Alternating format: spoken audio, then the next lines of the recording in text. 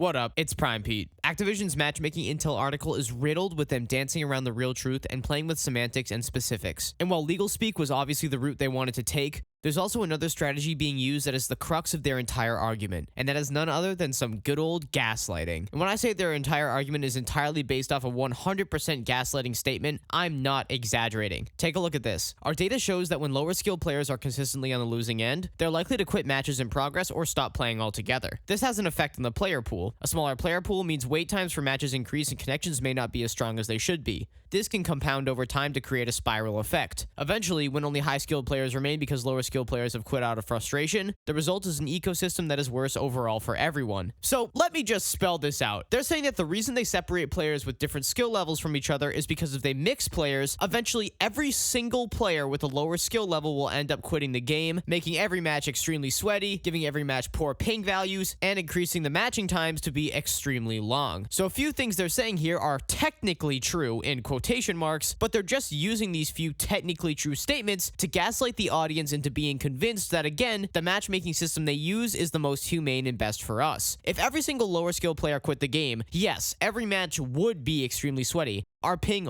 would be consistently awful, and the matching times would be horrible. The only problem is, that sounds really familiar already. Oh yeah, it's because it's already happening right now as we speak. As the higher skilled players are already heavily separated from the lower skilled crowd, matches are already sweaty, ping is already awful, and the match times are already atrocious. Look at it this way. If you're completely segregated from something, you never see it at all, never touch it, never interact with it, and it disappears, do you think you're actually going to notice any kind of a difference? The answer is obvious. No, of course not. Another thing they said that was true is that if lower skilled players are consistently on the losing end, they'll end up quitting the game, which affects the player pool. Now, where this logic absolutely fails, if you allow me to speak candidly here, is exactly where left-leaning politics fail as well, and that is the total and utter disregard and the lack of knowledge about history. Back in the older, better times for the franchise, when the games that were coming out didn't have EOMM, ridiculous microtransactions, and other aspects that were fueled by corporate greed, player counts and opinions indicate that those games were insanely successful and high quality. And if you think you've seen a blowout in modern COD games, you haven't seen anything yet. After going back to Black Ops 2 and even Black Ops 4, even if one enemy player was decimating your team, his kill streaks were going to last just about forever, and you would die to them at least 4 times in a row with no reasonable escape. But you have to realize that Activision are trying to bring up one extreme kind of case to justify absolutely everything and anything they'll do to prevent that case, and as a result, also mitigate way less serious cases as well. To elaborate, basically they're saying that if a bad player is constantly losing, getting blown out, and playing poorly, they'll either leave a match in progress or they'll quit playing the game entirely. While this seems like a decently coherent argument on the surface, let's pick apart this statement, shall we? First off, this statement operates heavily under the main narrative that they're trying to push, that if they were to stop considering skill in their matchmaking, lesser skilled players will be blown out consistently and never have a good game. Right off the bat, we can see how this is an extreme case and not one that is realistic whatsoever. Even if you're at the bottom 20% of players, who are pretty trash by the way, you'll never be consistently decimated every single match you play, get demolished, and go 0-30. No, it'll probably look like a few kills, mostly deaths, just from a lack of game sense and awareness. It looks just like me when I first started playing COD. Heck, it probably looks like everybody watching this video when we first started playing COD. We didn't know how to do anything. Read the minimap, aim well, use our brain, use the proper class setups, run the proper kill streaks to suit our playstyle, use cover to our advantage, make good decisions, and I hate to break it to you, but it's not really that difficult to get good, or at least half decent at Call of Duty. Quite honestly, Call of Duty is not a game about what you can physically and mechanically do, but what mentally you can do. It's about making good decisions, playing good areas on the map, and not just running into wide open areas slide canceling just to get blasted by a kid who expects you to be there. Now, to push into the top 10% and into the more elite skill bracket, maybe it's much more difficult, especially when competing against high-level players. But in a public match setting, if you're just not completely ignorant to what's going on, it really doesn't take much to improve and be aware of what's going on. Like, it actually really doesn't. If you tell a new player to just check the minimap once in a while, not walk into open sightlines or a blatantly open part of the map, and pre-aim areas where they see little red dots in the minimap, chances are they'll drop a little kill streak their second or third game on. Am I wrong? Even if a noob isn't getting coached, it's not that hard to figure out just to not make horrible decisions. My point is, getting good at COD is not as difficult as Activision is painting it to be. With a few strategic tweaks and some practice, you can easily jump from a below average player to an average level player or above average level player player in less than a week if you really wanted to. Protecting bad players in a game with a skill ceiling and skill gap that honestly isn't that big unless you're ranked in super high percentiles is a horrible idea, and this can lead me nicely into the next point. Quote, "The result is an ecosystem that is worse for everyone." This is just pure corporate gaslighting here again. The ecosystem for better players is already the worst it's ever been, and the ecosystem for average and below average players are just as bad, but not in the way you might think. See, I really do like that they chose to use the word ecosystem. In an ecosystem out in nature, there are predators and prey, animals that eat the weaker animals. And any experiments where the predators are removed from an ecosystem, the growth and population of prey becomes so oversaturated that disease will spread, damage the environment, kill the plants, and ultimately end up killing the prey. While this analogy can't quite be accurately carried over to something vastly different like Call of Duty, the same logic can roughly be applied. By removing the better players, the predators, from the worse players, the prey, what Activision essentially has done is first, destroy one unified ecosystem and create two unnatural ecosystems, one with only prey and one with only predators. The prey multiply, they buy skins, spend money, hop into games with other prey, never improve because they're never getting shown who's boss by a player that is marginally better than them, and as a result, you have a population of players that is constantly stuck with each other. You have a huge majority of games being played that are just infested with prey. Then you jump over to the ecosystem with only predators. Everyone has skills, killer instincts, everyone knows what they're doing. This results in matches that are too competitive, not fun, stressful even. Eventually, predators realize that if they constantly fight their equals and are not scavenging for food, they're just destined to die out anyways, especially when there's clearly less predators than prey. The only reason Activision caters to the casual crowd is because there's more of them, and it's as simple as that. When the experience isn't fun or worthwhile, and you can't perform how your skill level in comparison to the player demographic dictates you should, and of course you find out every match is rigged, you just quit. Basically, the lesser skilled ecosystem is one that is infested with a population of players that are never significantly improving, never facing any kind of adversity, and never experiencing the true game. The higher skill ecosystem is just a smaller collection of skilled players that constantly play in overly competitive matches, are forced to get better just because of how constantly aggravating the experience is, which then just widens the skill gap even more if you really think about it. My overall point is, the ecosystem could not possibly be any worse than it is right now. If predators and prey were mixed, even Mother Nature knows that the ecosystem would be healthier overall. Again, it's not that hard to acquire decent skills in COD. Just use your brain. Activision is pretending that people can't take a loss against someone way better that knows what they're doing. That was the entire experience in older COD titles, right from the horse's mouth too. If you got decimated by someone dropping 10 billion kill streaks a game, you would want to learn how to do that. If you genuinely enjoy the game is fun, it's satisfying to get kills, satisfying to improve, and an overall fun experience, players will not quit because they get decimated once or twice. Even as someone who wasn't as serious about COD when Black Ops 4 had just come out, I would always be in awe when players could drop sniper's nests, AC-130s, and warthogs, and although it was aggravating to constantly die after spawning, it just made me want to get better to be able to do that myself. Activision are doing their casual players a disservice by making the bold assumption that lesser skilled players are going to constantly lose no matter what and never even think to maybe try to get better. I reiterate, older COD titles rewarded great players with super overpowered kill streaks, and still, we don't look back on games that cater to casuals like Modern Warfare 2019, for example, and say, what a fantastic game. No, we look at games with no manipulative matchmaking algorithms, insanely overpowered kill streaks,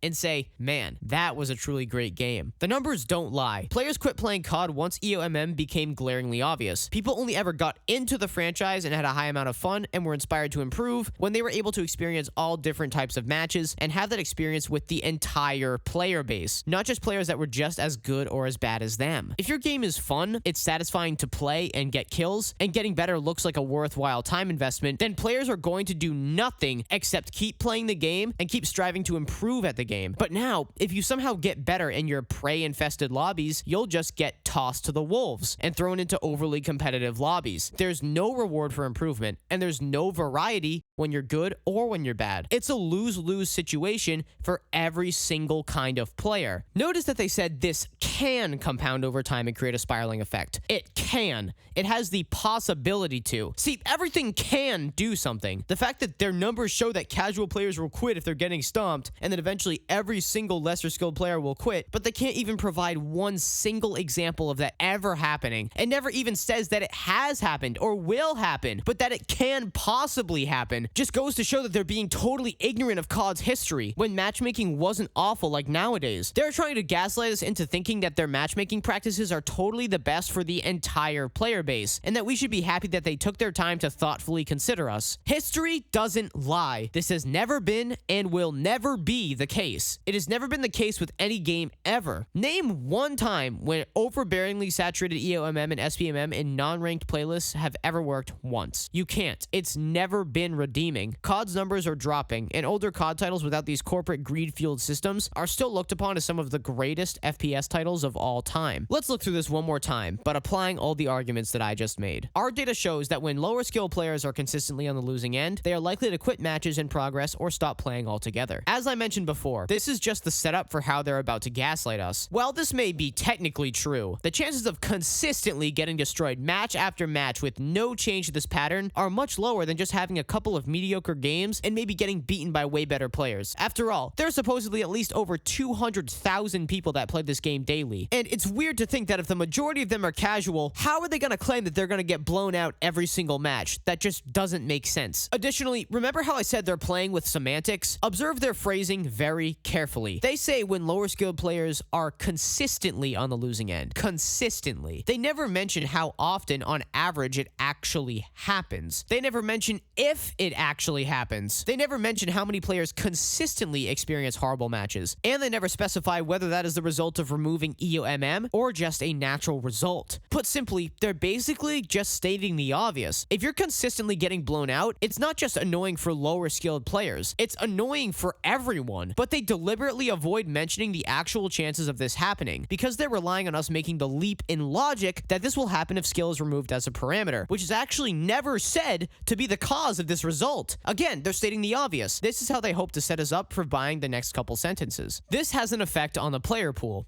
A smaller player pool means wait times for matches increase and connections may not be as strong as they should be. This is already present within the game. We're already dealing with awful ping and slow matchmaking times. They're trying to present us with the horrible result of casual players supposedly all quitting, attempting to make us support their decision to separate good and bad players. This can compound over time to create a spiral effect. This can compound. Sure, it can. It never has in COD's long history, and it never will. Eventually, when only high-skilled players remain because lower-skilled players have quit out of frustration, the result is an ecosystem that is worse overall for everyone. Again, this is all relying on the first sentence being true. If every single casual player playing the game, which keep in mind is the majority of the player base, gets consistently blown out every single match they play, only the sweats will be left. This occurrence is not only completely irrational, improbable, and totally far-fetched, it's also based on reasoning that can be easily debunked. If every single lesser skilled player quit, sure, the ecosystem would be horrible, but that doesn't mean that it's ever going to happen if they remove skill from matchmaking parameters. It's not. Lesser skilled players are never going to be constantly blown out in every single match they play. It's basically impossible if all matches are mixed with the entire player population. Good players are significantly outnumbered compared to average level players and slightly below level average players. There's absolutely no way they would cater to casuals this hard unless that was the case. Think about it. If there were more good players than bad, then they would be catering to the sweats, not the casuals. But because they're catering to the casuals, we know there's more of them. If there's mostly casuals, how do you propose that they would get blown out every single game if they quite literally outnumber the sweats anyways? It doesn't mathematically make sense. There's not even one ecosystem. There's two. Only prey and only predators. And both are the worst they can possibly be. One has players that never improve, and one has players that are punished for being good. It's a lose-lose situation, and neither of them can experience playing the game with the other, which as a result ruins the experience of the game. This all being said, having the crux of your entire argument defending your corrupt, dysfunctional, and overbearing matchmaking algorithm be an entire paragraph built around far-fetched hypothetical occurrences that will never actually happen, and painting a picture of a horrible player experience if the solution we're begging for is implemented in order to attempt to gaslight the reader into thinking that your money-making scheme of a matchmaking system will fail unless it works exactly like this is pretty pathetic. The failure to acknowledge any actual problems we were concerned with and only acknowledging our complaints about matches being too competitive and not fun anymore with this gaslighting and saying you're quote-unquote working on solutions is just more proof that this article was fully intended to throw us off the scent of EOMM and paint their matchmaking as the best possible solution for their entire player base. I'm telling you guys, every time something in this article looks disingenuous, looks discreetly and cleverly worded, looks like gaslighting, or is them saying something that is quote-unquote technically true but paints a narrative contrary to the player experience, it's because they have something to hide, and this article was a red herring. Question everything. I'm still not done. Part 5 is coming soon, and we're talking about even more proof that EOMM exists in Call of Duty, and that we backed them into a corner. Let me know your thoughts in the comments.